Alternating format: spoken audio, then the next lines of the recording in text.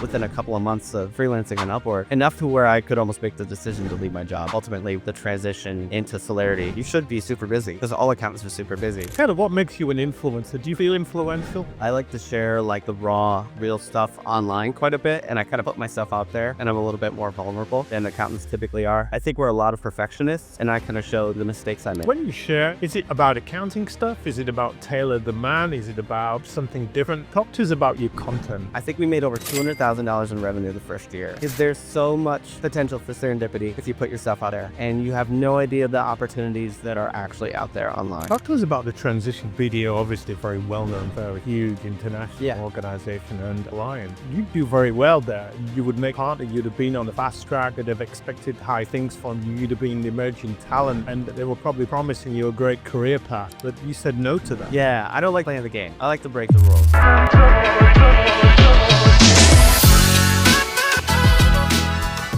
If you are wondering who the influential people are in the accounting world, we've got you covered because there are so many of them doing so many different things. This is Leaders of the Ledger on behalf of CPA Practice Advisor. I'm your host, Rob Brown, and we are shining a light on professionals, experts, influencers in this accounting world that are making a noise or making a dent in the universe, as Steve Jobs might say, and trying to make a difference. I'm thrilled to have with me today from Madison, Wisconsin. It's Tailor Hartman. Good day, sir. Good day. It's great to be here.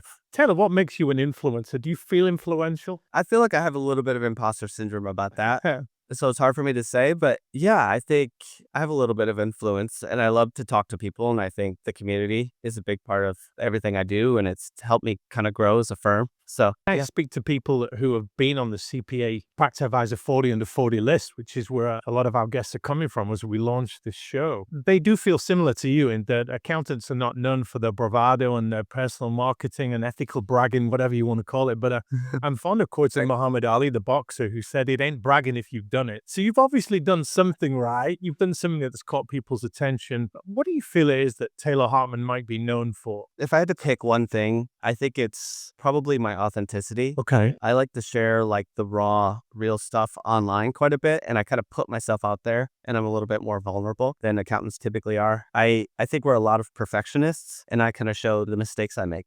Why do you do that? I don't know. It's because that's what I like in other influencers. I think I like to see, I read biographies, and I want to see every detail of someone's life. I don't want to just see the things that are going well. I want to see the bad things. I want to see the emotions. I want to learn everything. So I think I started with that, and that's kind of where that comes from. And with the digital world that we're in right now, everyone has a platform, don't they? So you see people's lives portrayed out there. But I think what you're getting at is that a lot of what we see on there is the best bits of people's lives. It's the highlight reels, isn't it? And we know that's not real, but we don't know what the other side of that looks like. Right. Exactly. Yeah. It's like Instagram. You just see the pictures of when people go on vacations. And then you don't see like the day-to-day at all. And I love the day-to-day. That's my favorite part. When you share, is it about accounting stuff? Is it about Tailor the man? Is it about something different? Talk to us about your content. I think my content is usually just about things going on in my life, which is, I run Celerity, so it's a lot of running my firm. But I last week I posted about hiring a coach, and that did pretty well. So I think it's just whatever is kind of interesting me at the moment, but usually accounting specific and usually technology and tools too. So talk to us about a lot of my life is accounting. Talk to us about Celerity. Yeah, so we're a CAS firm. We have a team of 5 currently, and we're in the process of hiring somebody right now. And we do everything from bookkeeping up to CFO services for mid-market companies. And we don't necessarily have an industry niche, but we niche on QuickBooks Online and NetSuite. And that's served us really well because not many people work in NetSuite. So that's kind of where we stand out. Give us a feel for the journey up to here. What was Tailor Hartman doing at 16 and what did you want to do back then? Oh man, when I was 16, I was probably only concerned with sports. Okay. Football and track and field, and I think powerlifting back then. And then, I don't think I knew what I wanted to do. Who does? At all. Yeah. I think I knew I wanted to help people. So I went to college after that to be actually a firefighter before I wanted to be an accountant. So I kind of switched from firefighter to an accountant and then kind of worked my way up to there. Wait a minute, you passed over that pretty quickly. Firefighter to accountant, that's quite a big leap from two ends of a spectrum. Yeah, I thought I'd get bored eventually. With I wanted something more mentally challenging. Right. And not that I'd be bored, saving lives. That sounds incredible and that's a super cool job still. But I think I knew that I needed something that would mentally challenge me a little bit. I get that. So There's a lot of downtime in firefighting, isn't there? for instance. Yeah, yeah. Which to like a 16-year-old sounds great, right? A lot of downtime, you can go work out, hang out with people, but Yeah, I'm of an older generation than you, Taylor. You one of the young guns, but we wanted to be astronauts and train drivers and things like that. That were really aspirational, but probably pretty boring jobs with a lot of study. And so, what attracted you right. about the CPA line of work? I think I just love helping people and I love the variety in business. And it's so rewarding to, help someone have some visibility into their business so they can actually make good decisions. And now like owning a business firsthand, I can kind of see how much I was actually helping those people on my working my way up to where I am now. So I think I just love helping people, partnering with them to make good decisions and like grow their business. People don't make good decisions today. You probably heard of this term proximity bias, where you get so close to what you do and you don't see it as remarkable and you don't often see from a perspective. So that sounds like that stimulates you. Yeah, for sure. And sometimes it's frustrating because they don't always listen to you with clients. But when they do and things go really well, it's so rewarding. How did you cut your teeth on running a business? Did you work for somebody? Just guide us up to the Celerity, sorry, the Celerity moment. Celery, celebrities. Yeah. So I took an AP accounts payable job right out of college and kind of worked my way up to senior accountant in private for the first like 6 years of my career. And then I took a job at BDO doing outsourced accounting. And that's really where I learned the ropes for what I do now. So I got to, do the bookkeeping, do this controller level work at BDO with bigger mid-market clients and help sell to those clients, upsell those clients, etc. And kind of learned everything that I'm doing now. So I learned in private originally, moved to BDO, kind of learned the public life, and then became a lot more well-rounded through that. And then kind of started Celerity after I left BDO because going back to private after working public is pretty boring. Talk to us about the transition. BDO, obviously very well known for a huge international organization and an alliance. You do very well there. You would make partner. You'd have been on the fast track. They'd have expected high things from you. You'd have been emerging talent, and they were probably promising you a great career path. But you said no to that. Yeah, I'm not very good with structure, rigid structure. So the big firm, wait in line, wait your turn, wait 3 years to become manager. Play the game, Or huh? 2 or 3 years. Yeah, I don't like playing the game. I like to break the rules. So, and I'm glad I made that transition now, looking back. But I think that's ultimately why I left. I didn't want to follow the same route that everyone else is taking. We have an interesting parallel, you and I, and that I'm a former high school math teacher. I did 4 years in the Oh, UK, yeah. 4 years in Hong Kong at an international school, and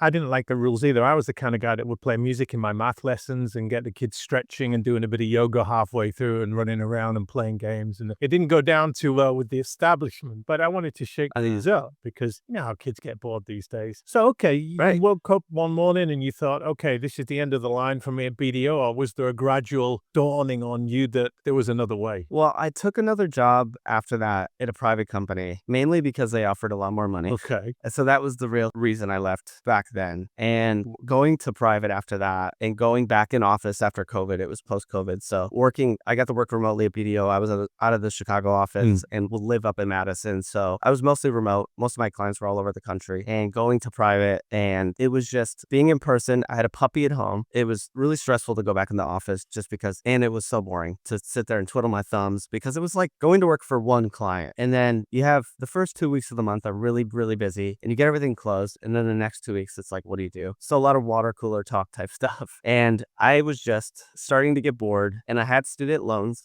that I wanted to pay off. So I started getting clients on the side with cleanup jobs, etc. on Upwork, which is a website for freelancers where they can go apply to jobs online. And I would get cleanup jobs. I would clean the books up and they'd be like, hey, can you just keep our books clean on a monthly basis? And we can have like a conversation once a month. And then I'd lock down like 2,000 a month, a couple thousand a month. So I had like 2 or 3 of those within a couple of months of freelancing on Upwork, enough to where I could almost make the decision to leave my job. And that's ultimately the transition into Celerity. That's interesting. You peel back the curtain a little bit on that. I interviewed one guy who he said, I knew I wanted to leave my job, but the first milestone I needed to make on the side was $2,400 a month for my health insurance for me and my family. And that was his get that he needed to approach. He said, once I got close to that, I knew I could give up my job and just uplift it from there. So you need a couple of $1,000 as much to prove that you had something here as to pay the bills, right? And that got you started. Exactly. And luckily, my wife works in government. So we had the healthcare thing taken care of, which was really helpful. Yeah. It's funny, so many different kinds of influencers in the accounting world. Some people are really happy working for the firm, being a voice of authority and having a say in the structure, the process, the strategy of a bigger or even a mid firm. Some of them are entrepreneurial like you. They want to be in charge. They want their hands on the steering wheel of things. Talk to us about some of the red flags or the warning signs that maybe our viewers, our listeners might want to look out for if they are getting an itch to move out of a secure job and maybe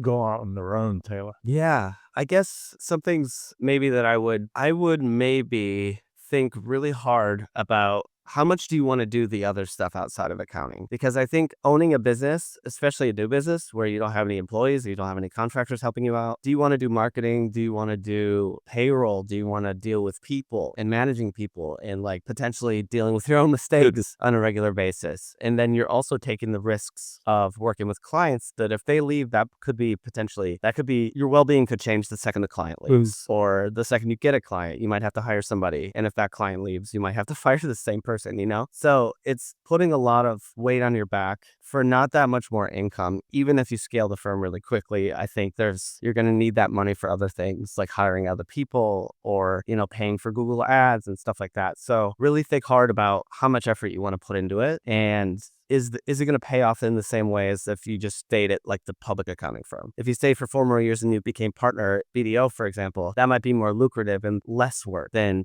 starting your business and taking a risk. But if you're the type of person that wants to do all those things, I definitely recommend it. To me, I can't even imagine going another path at this point. The way you paint it, I don't know if many people would want to do all of those things, but they'd certainly want a lot of what all of those things would bring them, which is the freedom, the autonomy, the flexibility, the choice to say no to certain things and certain kinds of clients and certain kinds of work. Just tell us about the upside of running your own game. Yeah. So I think there's 2 perspectives on this too that I definitely want to point out. I think you can have a lifestyle firm and you could do it just to make enough money for to make your ends meet and to like make 100,000, 200,000. I think you can manage that with maybe just you and a person. And I think that is very lucrative. And if you're okay with that, that's amazing. And that's more money than most people would make anywhere else. And so I think that's one way to do it. At a year and a half in, I kind of decided that I would get bored with that. So I decided I was going to scale up. And when you scale up, that's where things get a lot harder, I would say. So I think there's 2 different perspectives on what type of business you want to run. But I mean, the upside, yeah, it's unlimited potential. It becomes an asset that you eventually could sell or sell to your employees in the future. I think in the first year for me, we made over $200,000 in revenue the first year. And I think on average, I worked 20 hours a week. The value you can provide and what you can charge with CAS clients specifically, and if you got 5 clients, you're getting all of that revenue. Instead of the firm getting that revenue and paying you your salary, you're getting all of that money, and that might be able to be enough money for your family. So I played a lot of video games in the first year, and we still made really good money. And I mean, when I left my job, I was making around $100,000, and I just wanted to survive in the first year. So 200,000, I think, is realistic for a lot of people, especially once you're at that manager level or higher, if you can get those clients. Yeah. So I think you get a lot of work-life balance if that's what you want, but ultimately you get the freedom, and that's the best part for me. Well, you spoke earlier about your willingness to be vulnerable. You're certainly being honest and open with the numbers, and the audience will appreciate that because not many people talk about it. I'm curious about brand Tailor Hartman when you were in BDO. Did you build up for this? Did it help you to have a brand, or did you start anonymously when you branched out on your own? I had no brand. Nothing. Yeah, I think back at BDO, I had social anxiety. I talked to clients, but like I was not going out and selling to clients very often or anything like that. The brand part came after the Celerity. Because it's sometimes harder, isn't it, when you work for a firm? There's a corporate brand you've got to adhere to. You can't put anything you like on your LinkedIn profile and have your own website and write your own blogs. There are constraints. So that is common that you try and build up an influential brand internally and externally so that when you go out on your own, you've got some kind of platform. But you pretty much started from scratch then. You said you had a couple of clients, you're cleaning up the books. So did you wake up one morning with that and think, right, I need to put some stuff out there. I need to be found? Yeah, and I think it honestly came from being so lonely lonely early on because you go from working at a big company or even a small company and you have coworkers to being by yourself and working from home. It gets really lonely. So I sought out communities, and I mean, it was X or Twitter. I started posting on there, just trying to get opinions from other people. And then like I joined a couple of online communities like Future Firm, Accelerate, and I think Jason Stats has a community called Realize. I was on those, kind of posting on those forum type places, trying to make friends. So I wasn't so lonely doing the work by myself every single day. Cause I think it's, even though you talk to your clients, it's still kind of lonely to not have like a second opinion from other people and be able to bounce ideas off of people. So I had an urge to do that. And that's kind of where I started posting online. That's very wise. I wrote a book called Build Your Reputation, which is on Amazon, and precisely for people that are in professional roles and they don't feel comfortable with their personal brand, but it doesn't pay you to be a well-kept secret. And technical expertise is not good enough these days because everyone's technically strong, and you're not in there on that one. But I'm Exactly. fascinated today you talk about community, because when you're out there, it's not good to be isolated, is it? No. And I think going to conferences, being on online communities, I think that's changed the whole trajectory of my firm In what way? because we get most of our referrals. I mentioned the NetSuite thing. Not many smaller firms kind of are US based NetSuite niche firms. They're either huge firms and they mostly outsource, or they're like a couple people, like one or two people who are like just specifically doing that as like consultants. And my firm is kind of out of the ordinary there, and not many people know other NetSuite firms. So I go to conferences, I meet people, we have fun, we go to dinners, etc. And then they think of me as a NetSuite guy. So if they get a NetSuite lead, they refer it directly to us. Yeah. So I mean, I think last week we got 7 different NetSuite referrals. The power of specializing, right? Yeah. Specialization is, I didn't want to early on, but we kind of fell into this NetSuite thing, and it's been really good for Yeah. us. But on top of the whole, like getting second opinions from people, being able to bounce ideas off of different people, that's been so good for me, especially with those decisions that are hard to make, like terminating somebody, or when it's a good time to hire, or stuff like that. So ChatGPT will only tell you so much about how to make that first hire or how to fire somebody one day. I completely get that. yeah, yeah. One of the things I do when I'm not podcasting is I work with a few accounting firm owners and leaders I interview them once a month, Taylor, and we turn that into thought leadership pieces and video snippets because they want to be more well known out there. Now, one of my clients is a guy called Chris Johnson, works out of San Antonio, Texas. His firm, they only do 401k audits, and they only work in the construction sector. Now Nice. it's very specialized, isn't it? And to do that, to nail your flag to NetSuite, QuickBooks, whatever you're doing, you've got to be brave and say no to stuff, haven't you? Yeah, exactly. But I turn it into an opportunity to refer to somebody else. Yeah. And build that referral kind of relationship. So I never think of it as like a bad thing. I think early on I might have, but I'm learning that it's kind of like an ecosystem where we can kind of benefit each other. What advice would you give to accountants of all ages, Taylor, that are engrossed with the technical side of the job? And indeed, that's what they're known for, but they feel there's something more. They want a voice, they've got opinions on things, they don't quite know how to start, or they're perhaps a little bit scared of putting something out there, maybe on LinkedIn, and it being tumbleweed or no engagement. It's quite intimidating. Yeah, I think the soft skill side of being an accountant is going to be the most important value add and differentiator in the future, especially with AI. So I think just starting with a little thing, something you're comfortable with, and just being yourself. I think everybody's using AI to post online right now, and it is becoming so generic and so boring to see the same thing over and over again. It's going to be different. It's different already, I would say, just to be yourself and be authentic when you post. So just like keep it in mind. And if something happens with a client, I wouldn't complain too hard about clients. I used to do that a lot in the past. I don't think that's a good idea because they could see that. But if you have like an interesting situation with a client or something that you find interesting and you want to post about and you feel a little bit strongly about it, I think posting about it is a good idea, because if you're not posting, then you're invisible, basically. You don't exist if you're not posting online. So putting yourself at least a little bit into existence is going to help you with whatever your goals are. It might be finding clients. It might be hiring somebody. I think my personal brand has helped me find more people to hire. So I think there's a lot of benefits to it. And I think if you're not posting online, it's just, there's no chances that you'll have a serendipitous interaction with somebody because you don't exist. That's very well put. What about the people that say, well, I'm way too busy to post stuff, Taylor. I'm way too busy to write stuff. How do I even get started? My life's so overloaded right now. We hear it a lot, don't we? Yeah. I think accountants especially say that more than anybody Is else. it justified? We are too busy. I mean, that's a whole nother conversation. I think we like to be busy and we overfill our schedules and we try to be as profitable as possible. And I think, like, I don't know how many networking events you go for, like accountant specific ones, but if you ask somebody, how's it going? They all say, I'm super busy. And it's like, if you don't say that, you're weird because you should be super busy Right. because all accountants are super busy. So yeah, I think make time. If you're an owner, especially of a firm, like you're not growing your firm unless you're posting online, and your firm doesn't exist unless you're posting online. So I think you open up a ton of possibilities if you make the time to do it. Does it matter, Taylor, if you're posting and you're not getting engagement? Is that necessarily the validation you need, or is it the posting itself that does it for you? I think the posting itself, one, because even if people don't engage with it, it's practice and it's content that they can engage with later if they do find you. Because I mean, I go on and I'll look at if I'm looking to buy something from somebody, I'll go and look at their old posts and kind of see what their vibe is before I buy from them. So even potential clients, they'll look at your LinkedIn and scroll down on your post and go look at some of the older stuff you're posting too. So I think it's good practice and they might eventually look at it later. So always keep that in mind. To encourage people as well to grow their influence, their personal brand. Accounting types, people in our world, Taylor, they're lurkers, we call them. So they're not necessarily engaged, but they will look, they will read, they will watch. So your name will be known, even though you don't get that acknowledgement that they've seen it, liked it, and comment on it. So there's hope there, isn't there, that it's Right. being seen.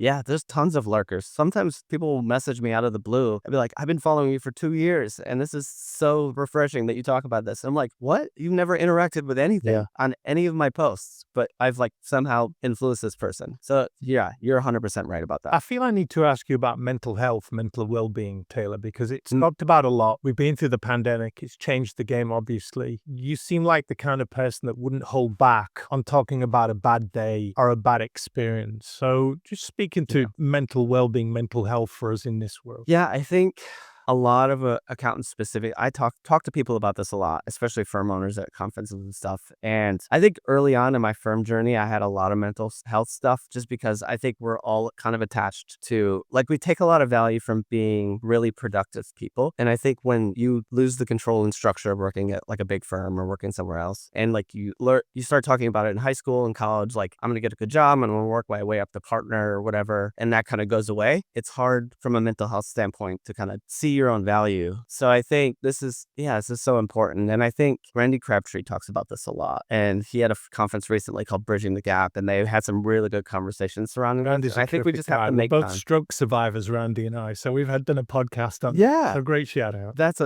amazing. He's like the person I think of when I think of mental health in our space. But yeah, I think just like you don't have to work 8 hours straight without a break. For me, it's I block my schedule. I know that I'm going to be like super stressed, and stress kind of compounds for me. So I make time for myself. I don't immediately look at email in the morning. I try not to look at my phone in the morning. I make myself take lunch. I walk to go buy lunch most days versus going and driving or like having an Uber Eats delivered or something like that. So I think a lot of accountants just get so busy, so stressed, especially during busy season, and put that secondary. And I think we just need to prioritize it way more. You sound like you're a storyteller, Taylor. You put narratives together to express emotions and explain scenarios. Tell a good story about the profession of accounting. It's not talked up enough. And probably like you, I'm an advocate of the brand of accounting as a career choice, but it gets a bad rap. And there are certain aspects of it that get amplified to the detriment of a career choice in accounting. So tell a good story about why accounting is a good game to be in. I think accounting is a great game to be in because accountants are, first and foremost, we are the person that partners with you to be your trusted advisor. And I think trusted advisor is